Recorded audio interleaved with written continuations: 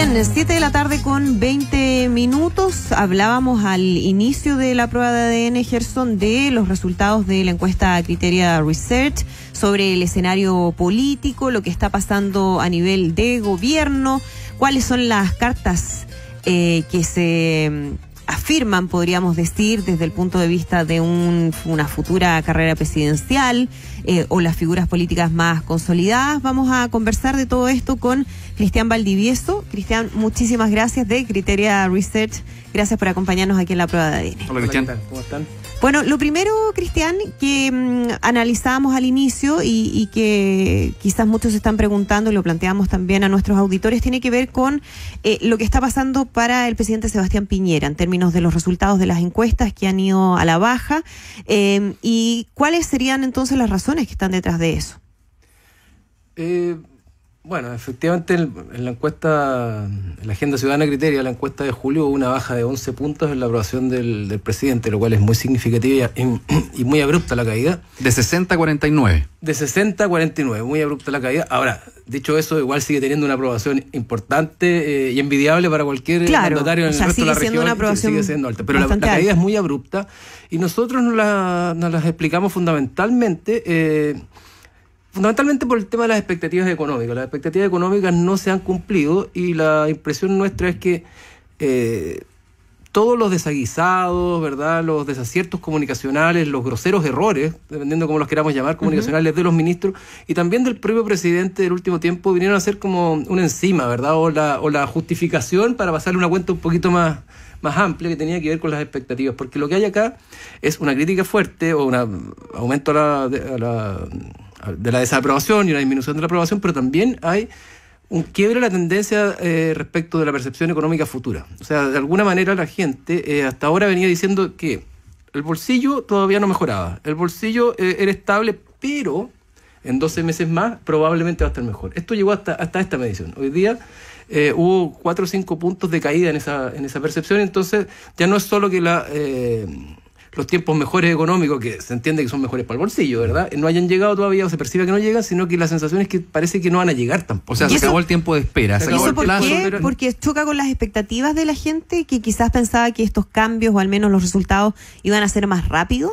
Efectivamente, lo que vemos acá es que este término de la luna de miel, de alguna manera, tiene que ver con un choque de expectativas. La gente esperaba, se había armado la expectativa, ¿verdad?, la ilusión de que esto iba a ser mucho más rápido porque las promesas de campaña habían sido muy fuertes, ¿verdad? De alguna manera se había instalado la idea de que estábamos en el abismo, en Chilezuela, en un país que estaba bastante descontrolado, ¿verdad?, y que de alguna manera estaba camino al despeñadero, y que venía una nueva administración y que a partir de la nueva administración las cosas iban a cambiar radicalmente. Y la sensación, y particularmente en términos de la economía, y la sensación en términos de la percepción económica personal, es que básicamente ha pasado poco.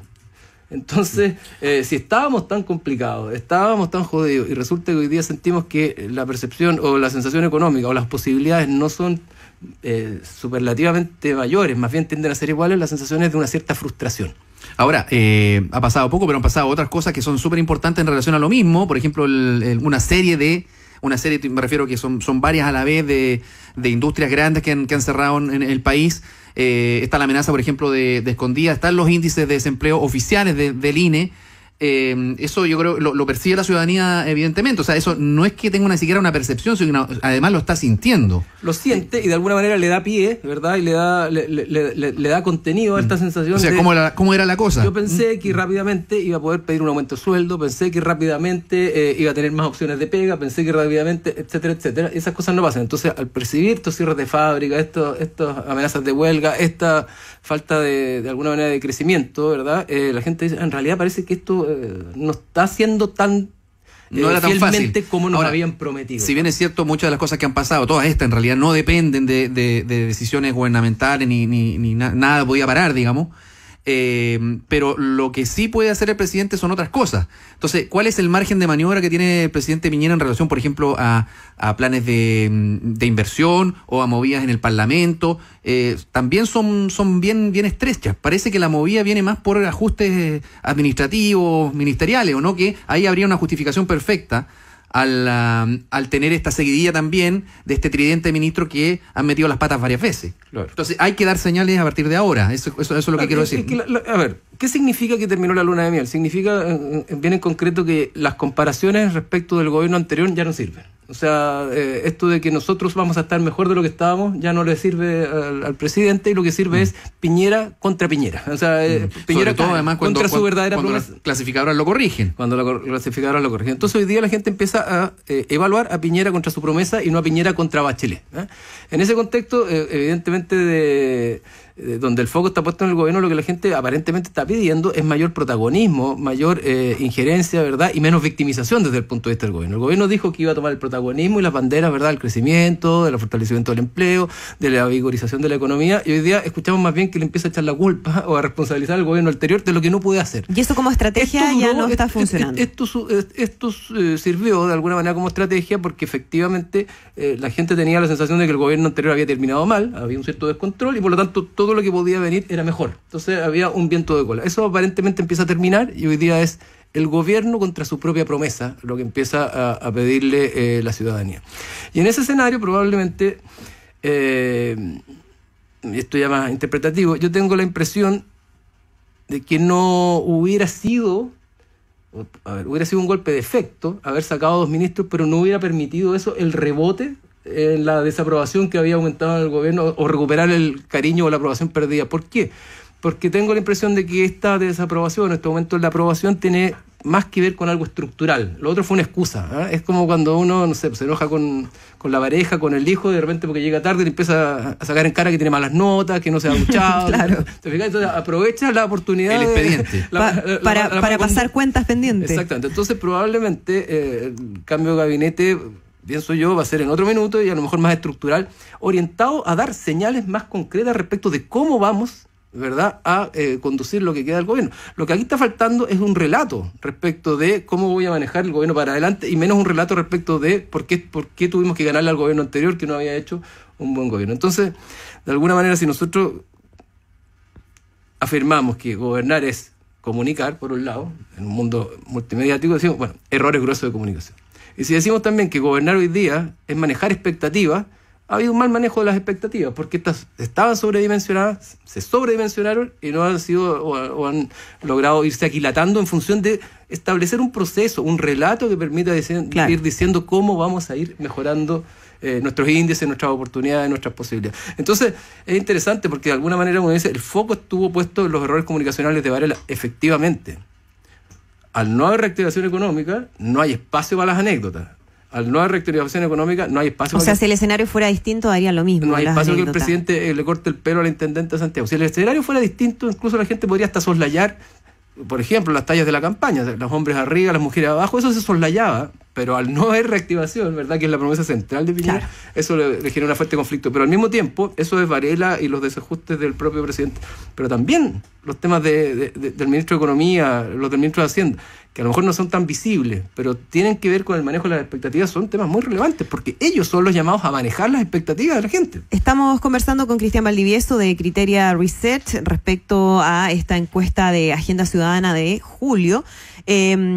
Otro de los elementos que revela la encuesta tiene que ver con el escenario para futuras cartas presidenciales, porque se hace una pregunta que es: ¿quién te gustaría que fuera el próximo presidente o presidenta de Chile después de Sebastián Piñera? ¿Y qué pasa frente a esta pregunta? Lidera las preferencias la ex candidata presidencial del Frente Amplio, Beatriz Sánchez, con el 20%. Muy por debajo, ya como segunda opción, está el ex diputado y ex también presidenciable José Antonio Kast, quien baja 3 puntos, de un 10% en junio a un 7% en julio. Lo contrario que ocurre con Joaquín Lavín, alcalde de Las Condes, que tiene una subida del 4% a un 6%, que lo coloca como la quinta alternativa para la ciudadanía, detrás de Michelle Bachelet y de Alejandro Guiller.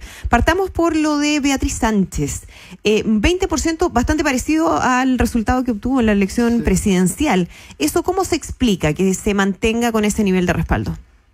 Bueno, efectivamente es bien parecido a lo que obtuvo la elección presidencial y muy parecido a cómo empezó a ser medida en el primer mes de que recogió esta pregunta, que fue en abril, o sea, lo más contingente a la elección. Después tuvo una baja ella porque estuvo más desaparecida, ¿verdad? Con un rol menos protagónico. De 22 a 16. Claro, y vuelve ahora a rebotar. A recuperar a 20. Ahora la pregunta es, ¿por qué por ejemplo, uno entiende el caso de, no sé, de Lavín, pero en el caso de Beatriz Sánchez no ha hecho mucho, no ha hecho campaña, no ha estado como dominando la agenda, más bien se ha retraído. Entonces, ¿cómo se explica eso?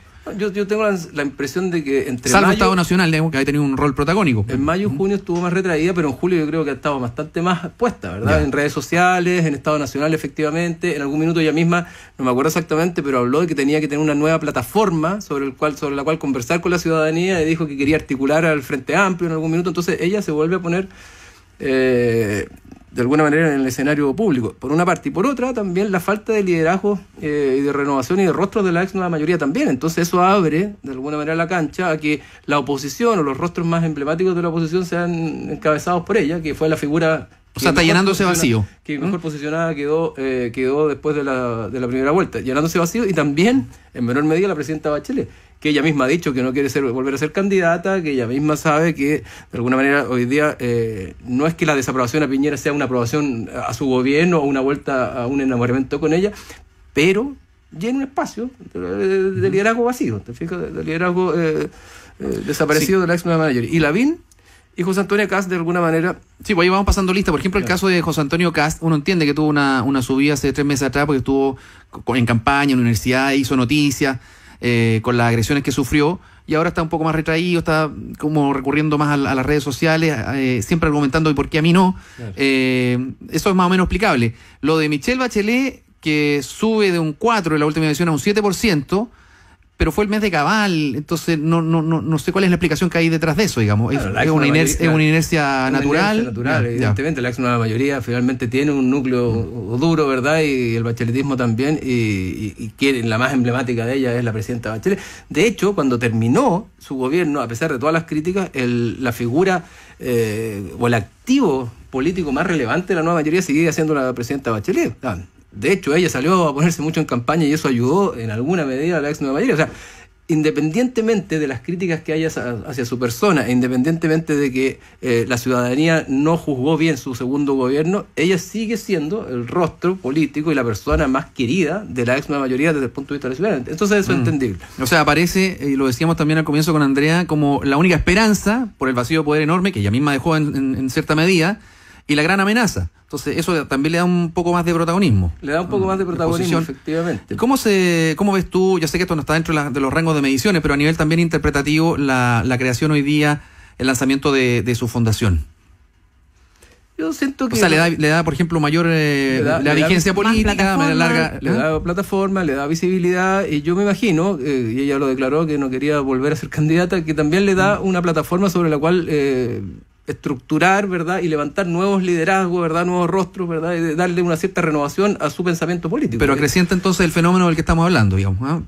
Efectivamente hay una falta hay esperanza más que una declaración expresa de que yo soy. Es que ese fenómeno va a ser inevitable, sí, inevitable, si es que no hay renovación de ideas, de rostros y de propuestas desde el lado de la ex nueva mayoría. Va a ser inevitable, y lo mismo que va a ser inevitable que rostros del Frente Amplio empiecen a tener mayor figuración. En este caso, hasta ahora la ha tenido Beatriz Sánchez, porque no hay otras alternativas. Finalmente, la gente busca en quién depositar, ¿verdad?, una cierta confianza en lo que se denomina el gobierno, ¿verdad?, o la gobernante y la oposición. Entonces esos rostros tienden finalmente a representar ciertas ganas, ciertos deseos, ciertas necesidades de la población, y en la medida que no haya otros, ¿verdad?, el vacío se llena con eso.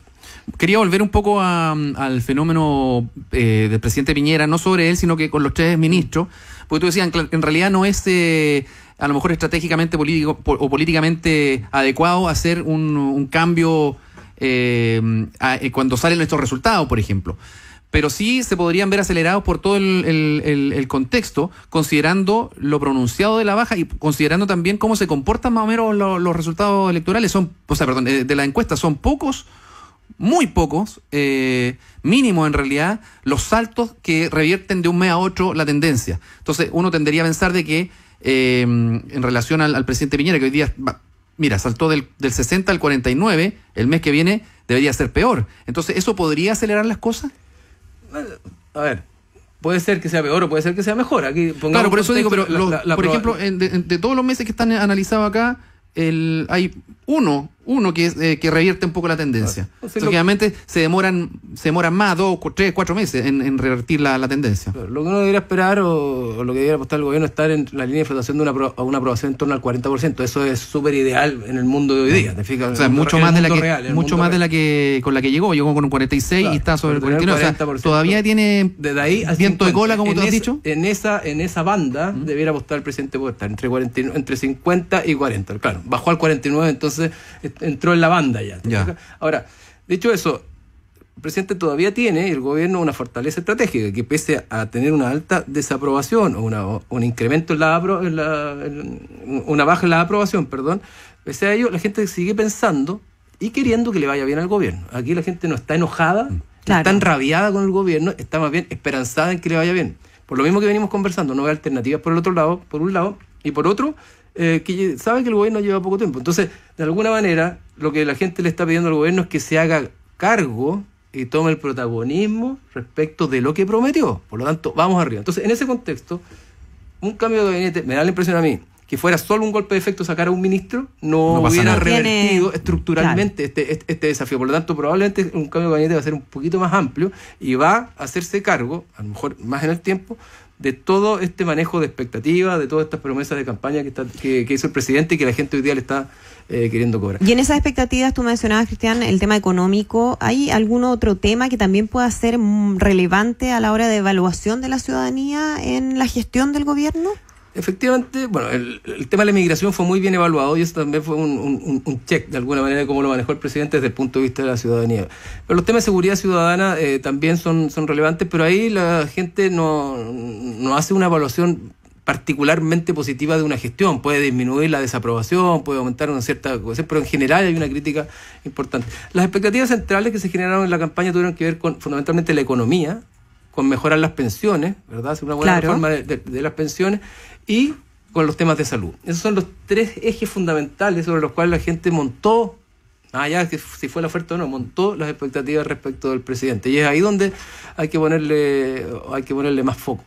Y en eso me imagino que están pensando, ¿verdad?, en algo más estructural o más de mediano y largo plazo, más que en una medida de efecto respecto a un cambio de gabinete, ¿no? O sea, tan desesperado no.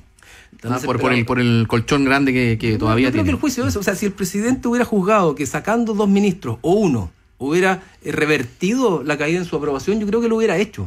Pero lo que yo creo que juzgó es que lo hubiera revertido en pocos puntos y el daño estructural ya estaba hecho y le hubiera dado cancha, ¿verdad?, o un triunfo a la oposición habiendo movido a un ministro. Porque digamos lo central, el presidente Piñera no prometió nada particular en relación a la educación, la implementación de la gratuidad en la educación técnico-profesional, pero eso es reconocer de alguna manera o se vio forzado, claro. Lo que prometió tenía que ver con la economía. Entonces mover a Varela, más que un gesto simbólico en rigor, no descomprimía nada. No tenemos a las calles inundadas de marchas en relación a la educación, no hay una propuesta educacional que esté cuestionada. Aquí lo que hay es un ministro que se sale del libreto, desubicadamente, ¿verdad?, y se arriesga a que lo tiren para afuera o lo cambien y queda como un pato cojo. Pero no es eso, a pesar de que parece muy evidente, lo que está explicando, creo yo, la caída en la aprobación. Creo que allí hay algo más estructural. Bien, pues, Cristian Valdivieso, socio director de Criteria Research, con esta encuesta que comentábamos. Muchas gracias por venir a los estudios. Muchas gracias, Cristian. Gracias a ustedes por la invitación.